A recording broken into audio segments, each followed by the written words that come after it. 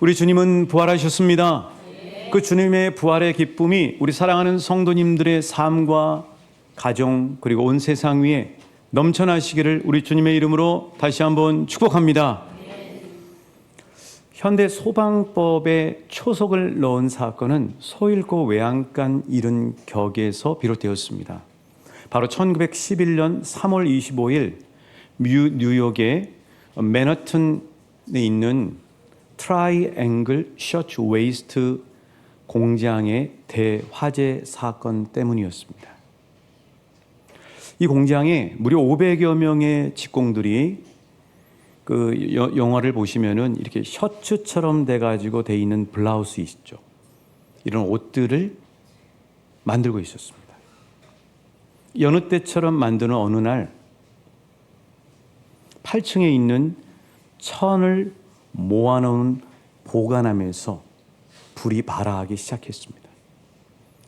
순식간에 이 불은 커져서 쌓아져 있던 수많은 옷들이 오히려 땔감이 되어버리는, 불을 더 지펴버리는, 화마로 확산시키는 그런 안타까운 일로 증폭이 되었습니다.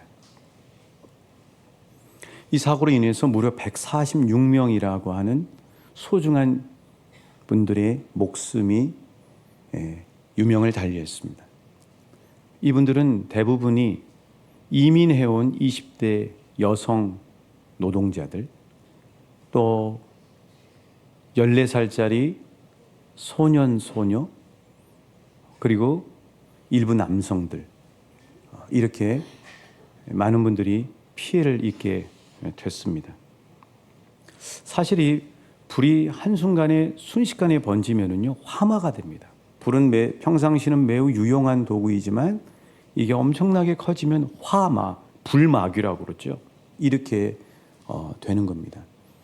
이 불이 확산이 되니까 평상시에 이렇게 있던 그분들이 문 쪽으로 빠져나가려고 해도 그 문들이 다 닫혀 있는 거예요.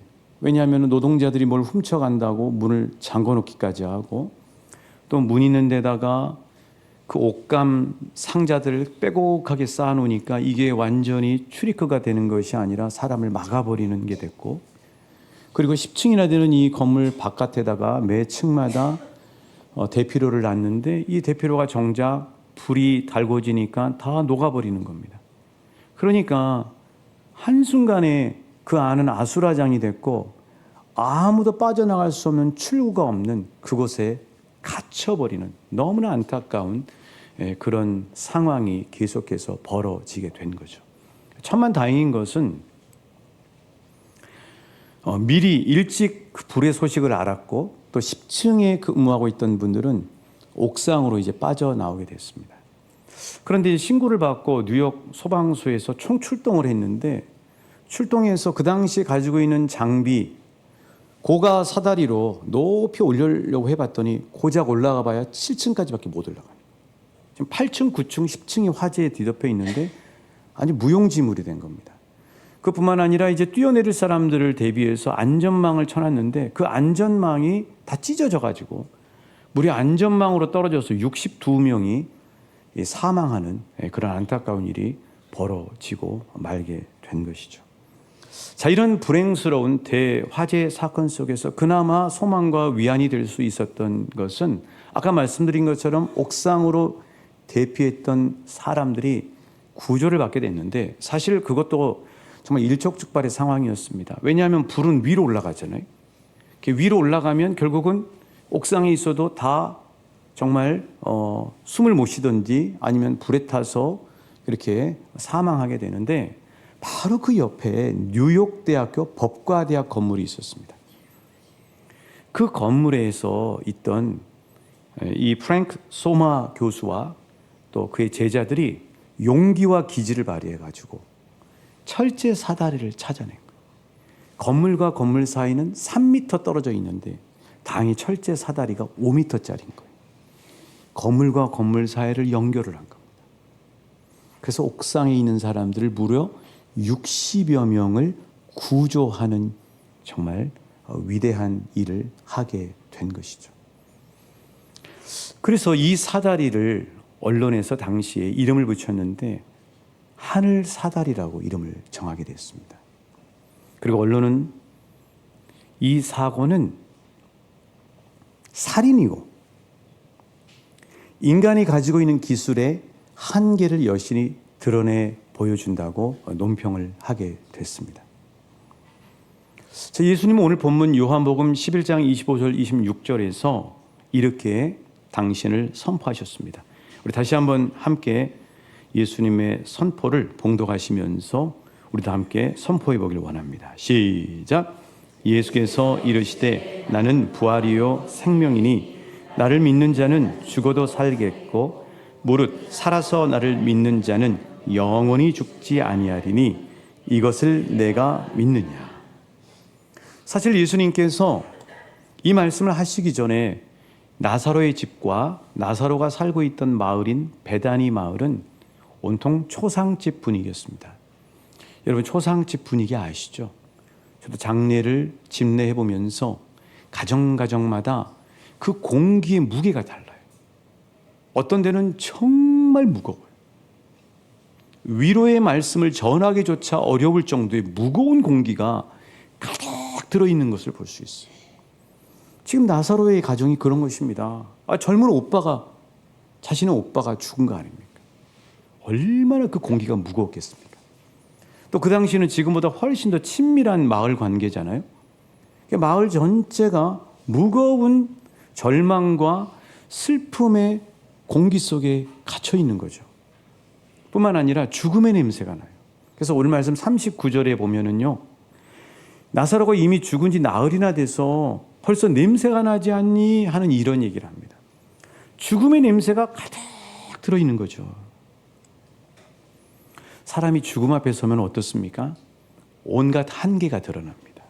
그게 가슴을 더 아프게 하죠. 최첨단 의료 장비와 최고 좋은 약을 써도 사람의 죽음을 어떻게 할 수 없는 그 한계를 느끼게 되는 겁니다. 그리고 평상시에는 중요하다고 생각하고 그것을 목표로 삼고 부지런히 열심히 산다고 하면서 손에 쥐려고 했던 재산과 명예와 지위와 모든 것들이 죽음 앞에서는 아무것도 아니라는 사실을 여실히 알게 되는 거죠. 뿐만 아니라 살아있을 때 좀 더 잘해줬었어야 됐는데 하는 그 아쉬움이 망자 앞에서 지난 후회와 반성으로 느껴지게 됩니다. 그리고 고인이 남겨놓은 유품과 추억들을 보면은 정말 사람들은 깊은 눈물을 흐를 수밖에 없는 거죠. 그래서 사람들은 죽음을 두려워합니다. 죽음을 외면합니다. 죽음을 덮어버리려고요. 다른 사람이 죽음은 장례식장 갔다 와도 자신이 죽을 거라고 하는 것은 입으로는 얘기하지만 결코 인정하고 싶지 않아 하는 것이 저와 여러분과 같은 사람들인 거죠. 여러분, 죽음은요, 인간 사회의 절망입니다. 그런데 이 죽음 앞에서 진짜 희망과 위로는 무엇일까요? 아까 설교 모두에 소개해드린 것처럼 트라이앵글 의료 공장 대화재 사건에서 알 수 있듯이 죽음의 화마 앞에서 무엇이 희망이고 위로입니까? 평상시 쌓아놓은 그 많은 물품들이 무슨 소용이 있습니까? 문들은 온통 사람의 탐욕과 노동자를 믿지 못하는 불신에 가로막혀서 꽉 막혀 있는 거죠. 비상시를 대비해서 만들어 놓은 대피로라고 하는 것은 전부 다 무용지물이 되고 말았습니다. 당시에 최첨단의 뉴욕이라고 하는 곳에 있는 소방시설이 7층까지밖에 못 올라가는 거예요. 이것이 인간 한계, 인간 기술의 한계인 거죠. 안전망도 정작 찢어지고 사람을 보호해주지 못한 거죠. 그런데 그런 상황에서 위로와 희망이 무엇이 됐다고요? 바로 하늘사다리. 그 소마 교수와 용기 있는 학생들이 펼쳐놓은 하늘사다리가 위로가 되었다는 사실입니다. 그게 유일한 탈출구였다는 사실이에요. 여러분, 이 사건 속에서 우리가 기억해야 될 것은 이 세상이라고 하는 트라이앵글 공장은 많은 소망의 것들이 있다고 우리한테 텔레비전으로 홍보하고 이야기하지만 정작 가장 결정적인 상황에서는 무용지물이라는 사실을 기억하셔야 돼요. 그곳에서, 그런 상황에서 유일한 희망은 뭡니까? 자, 여러분, 이 나사로의 집과 이 베다니, 죽음과 절망이 가득해 있는 이 마을의 유일한 희망이 뭐예요? 누가 이 마을에 오면서부터요? 예수님이 오면서부터요. 그럼 예수님은 어떤 하늘 사다리를 펼쳐주셨습니까? 예수님이 펼쳐주신 하늘 사다리는 뭡니까? 따라하십니다. 부활과 생명. 예, 예수님이 펼쳐주신, 온통 죽음이 가득 들어있는 그곳에 하늘을 뚫고 예수님이 오셔서 펼쳐주신 사다리가 바로 부활과 생명이라고 하는 사다리죠. 쥐구멍에도 볕들날이 있다는 말처럼 예수님이 이 마을에 오시자 어둠에 빛이 비쳤습니다. 절망이 소망으로 바뀌었어요. 슬픔이 기쁨이 되었습니다. 후회가 재회가 됐습니다. 그리고 죽음이 생명으로 바뀌었습니다. 예수님이 부활이요 생명이기 때문입니다. 예수님이 부활이요 생명이기 때문에 하늘 사다리를 이 가정에, 이 베다니 마을에 놓아 주셨던 것이죠. 그 증거가 뭐예요? 요한복음 11장 43절 44절에 예수님이 소망이요 참 희망이요 그리고 부활과 생명이 하늘 사다리라는 사실을 명확하게 증거해주는 증인이 있죠. 우리 같이 읽어보실게요. 시작. 이 말씀을 하시고 큰 소리로 나사로야 나오라 부르시니 죽은 자가 수족을 베고 동인채로 나오는데 그 얼굴은 수건에 쌓였더라. 예수께서 이르시되 풀어 놓아 다니게 하라 하시니라. 나사로야 나오거라. 사랑하는 저와 여러분의 이름을 우리 예수님이 부르셔야 될 줄 믿습니다. 아무개야 나오거라. 그 이름에 들어가실 수 있기를 축복합니다. 나팔불 때 나의 이름. 이 세상에서 아무리 유명하게 이름이 유명해지 뭐합니까? 정작 죽음 이후에 예수님이 내 이름을 불러주지 않으면 그게 무슨 소용이 있냐고요. 사랑하는 여러분, 예수님에게 저와 여러분의 이름이 자주 부름받을 수 있기를 축복합니다. 기도하러 가실 때마다 사랑하는 아무개야 하는 그 음성을 들으실 수 있기를 축복합니다. 죽고 난 다음에도 예수님이 누구야 하고 부르실 때 여러분의 이름이 호명되시길 축복합니다. 나사로야 나오라 하고 예수님이 말씀하셨어요. 근데 나사로가 그 송장 냄새가 가득하는 무덤에서 어떤 모습으로 나왔어요? 이런 모습으로 나왔죠. 여전히 얼굴, 손과 발이 동염해져 있는 거죠. 여러분, 이 모습 속에서 하나님이 우리에게 주시는 메시지는 뭐냐면 이 세상의 죽음의 결박도 예수님이 선포하신 부활의 선포 아래서는 아무런 방해나 장애물이 되지 않는다는 사실이에요. 오직 부활 앞에서는 죽음의 결박과 속박이 아무런 영향을 끼치지 못한다는 사실. 오늘 우리 찬양대가 불렀던 사망 권세를 예수님이 무너뜨렸다고 하는 사실을, 오직 예수 그리스도의 앞에 사망 권세가 무너진다는 사실을 기억하시는 저와 여러분 되시길 주님의 이름으로 축복합니다. 예수님이 오시니까 초상집이 잔치집으로 바뀌었어요. 그 이유는 뭐예요? 예수님이 부활이요 생명이기 때문에.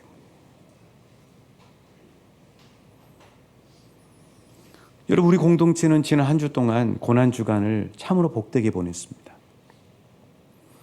예수님의 십자가 앞에 나가서 예수님이 온 피를 다 짜셔서 이 땅에 남겨주신 7마디 말씀을 우리 가슴 속에 새겼어요. 내가 죽어야 하는데 우리 날마다 죄 짓고 살잖아요. 여러분, 죄 안 짓고 사실 수 있으세요? 날마다 죄인이에요.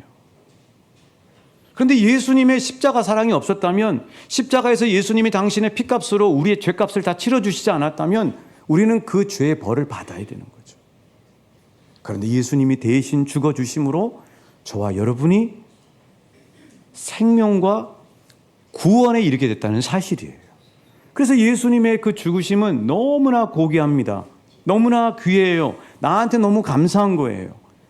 그런데 여러분, 예수님이 그렇게 고귀한 희생을 하셨는데 예수님이 십자가에서 죽고 끝나버렸다면 그게 무슨 소용이 있습니까? 놀라운 사실은 우리 예수님이 십자가에서 죽으시고 끝나는 것이 아니라 사망 권세를 이겨버리시고 살아나셨다는 사실이에요.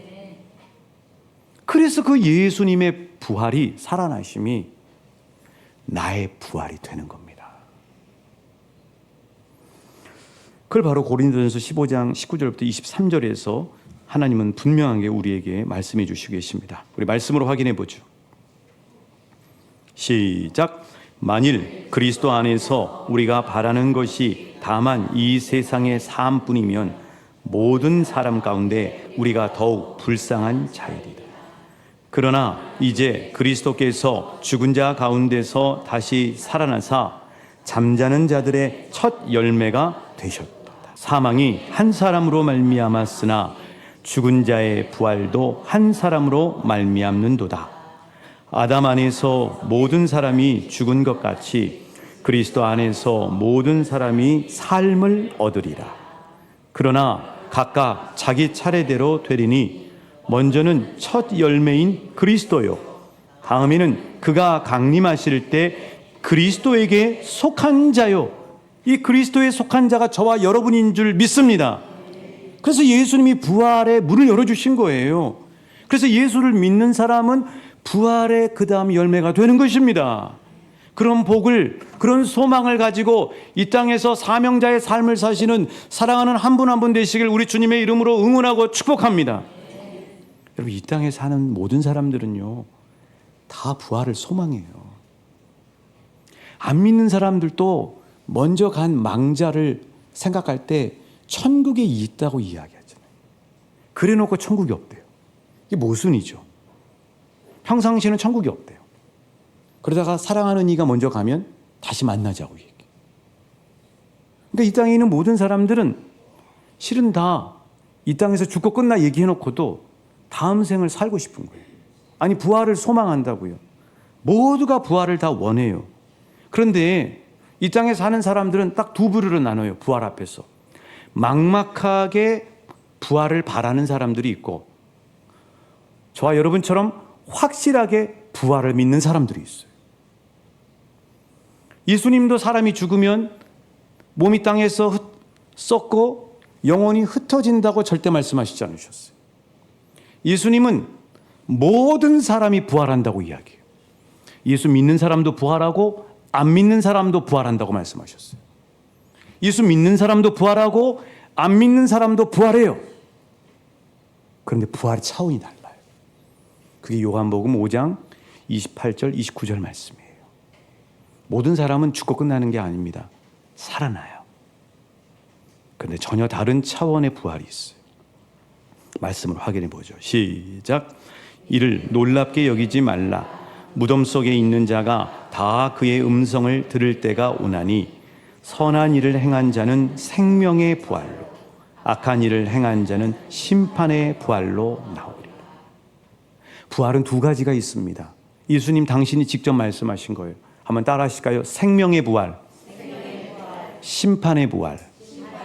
그럼 생명의 부활과 심판의 부활은 무엇일까요? 생명의 부활은, 생명의 부활을 입은 사람은 그들이 타는 사다리는 천국으로 향합니다. 그러나 심판의 부활을 한 사람은 그들이 타는 사다리는 지옥으로 떨어져요. 모든 사람이 살아난다니까요. 죽고 끝나는 게 아니에요. 이래서 문제인 거예요. 모두가 삽니다. 그러나 생명의 부활로 천국의 사다리로 가는 사람이 있고, 심판의 부활로 지옥으로 떨어지는 사람이 있어요. 주님은 수없이 성경에서 우리에게 말씀해 줘요. 그럼 이것을 무엇으로 판가름하느냐? 오늘 말씀 요한복음 11장 25절 26절에 명확하게 3번이나 주님이 강조하시겠어요. 오늘 말씀 다시 한번 봉독하시죠. 시작.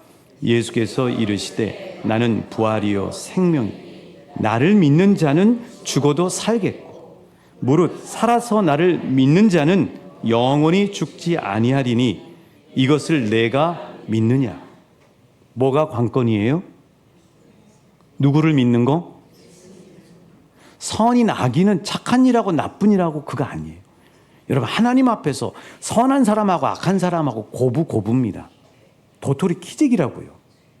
우리 인간 사회에서만 볼 때 저 사람이 선하고 나보다 낫다고 생각하지 하나님 앞에서는 여전히 선한 일하면서도 죄인이에요. 그럼 그거를 판가름하는 건 뭐냐? 우리의 선행으로는 절대 우리가 구원받을 수 없어요. 불가능해요. 죽을 때까지 죄 짓고 살아요. 그래서 오직 예수님이 우리 대신 죽어주심으로 우리의 모든 죄값을 치러주셔서 그 예수님의 피값으로 우리가 죄사함 받고 구원받는 겁니다. 그 사실을 믿는 것, 그 예수님이 부활이요 생명이라고 하는 사실을 믿는 것, 예수님이 내가 죄인인데 내가 죽어야 되는데 내 대신 돌아가셨다고 하는 사실을 믿는 것, 그 믿음이 생명의 부활을 얻을 것이냐 심판의 부활을 얻을 것이냐를 결정하는 판가름이라는 사실이에요. 여러분에게 진심으로 여쭙습니다. 여러분 죄인임을 믿습니까? 이거를 인정하지 않으면요 예수님의 십자가가 필요가 없어요. 나는 뭐 괜찮게 사는데, 나는 뭐 그럴듯한데. 아닙니다. 잘 생각해 보세요. 저는 고난 중간에도 구원받은 죄인의 삶을 살고 있더라고요. 아, 내 힘으로는 안 되는구나. 내 힘으로는 이렇게 살 수가 없구나 하는 사실을 알게 됐어요. 그래서 예수님이 십자가를 세워주신 거예요. 십자가 아니면 구원받을 수 없어요. 그 죄인으로 죽을 수밖에 없는 나를 대신해서 예수님이 십자가의 죽으심을 믿으십니까? 믿으실 수 있기를 축복합니다. 그리고 예수님이 죽으셨다가 3일 만에 사망 권세를 무너뜨리고 살아나셨음을 믿으십니까? 이 증거 엄청 많습니다. 그렇죠. 그 사실을 믿는 사람이 생명의 부활에 참여할 수 있는. 사랑하는 우리 왕춘교회 모든 성도님들, 우리 사랑하는 성도님들, 우리 가족들, 우리 자녀들, 우리 친지들, 친구들, 동료들, 이웃들이 모두 다 생명의 부활에 참여하기를 우리 주님은 원하시는 줄 믿습니다. 우리도 그들이 생명의 부활에 참여할 수 있도록 끝까지 기도하고 복음을 전해야 될 줄로 믿습니다. 오랜만에 골동품을 하나 가지고 나왔습니다. 이게 정말 있을까 했는데 있더라고요. 추억의 성냥갑. 이 성냥갑이요, 우연하게 발견된 겁니다. 1826년도에 영국의 약제사였던 존 워커라는 사람이 그날도 약을 다리고 약을 젓고 있었어요. 그 약을 다 젓다 보면 그 나무 막대기에 이 약재의 그 재료가 묻어서 굳잖아요. 요거를 떼기 위해서 막 바닥에다가 문질렀는데 그게 칙 하고 불이 붙어버린 거예요. 이게 무슨 일이지? 원시시대를 생각해 보십시오. 얼마나 팔이 빠지도록 막 나무를 비비면서 불을 붙이잖아요. 한순간에 칙 하고 불이 붙는 거예요. 이게 뭐지? 하고 그 약품들을 조사하면서 두세 번의 업그레이드 과정을 거쳐서 지금처럼 안전한 성냥이 발명이 되게 된 겁니다. 그럼 이 성냥이 어떻게 불이 붙냐고요? 그 원리는 바로 이 성냥갑 옆에 붙어 있는 이 부분을 발화제라고 합니다. 이 발화제는 접린이라고 하는 성분과 유리가루 성분이 접착제와 함께 발라져 있습니다. 정린이라고 하는 거는 우리가 성냥 계비를 착하고 하면 정린이 백린으로 바뀌면서 불이 붙는 거예요. 여러분 한 번씩 어디 공동묘지 같은 데 가다 보면 불빛이 있잖아요. 그게 인이거든요. 그런 성분이 여기에 발라져 있는 것입니다. 자, 이 성냥개비. 이 성냥개비를 보면 이 성냥개비 머리 위에 어떤 성분이 발라져 있냐면은 바로 산화제 성분인데 염소산 칼륨과 황과 같은 그런 재료들이 이렇게 버무려져 있는 겁니다. 여기도 유리가루가 있는 거죠. 이렇게 해서 여기다가 접촉을 시작하면 불이 붙습니다. 자, 그런데 나무 막대기입니다. 붙습니까? 안 붙습니까? 안 붙죠. 그 이유는 뭐예요? 여기에는 산화제 성분이 발라져 있지 않기 때문이에요. 부활도 마찬가지입니다. 우리 예수님이 부활과 생명의 발화제, 성냥갑과 같은 분이라고 비유할 수 있겠죠.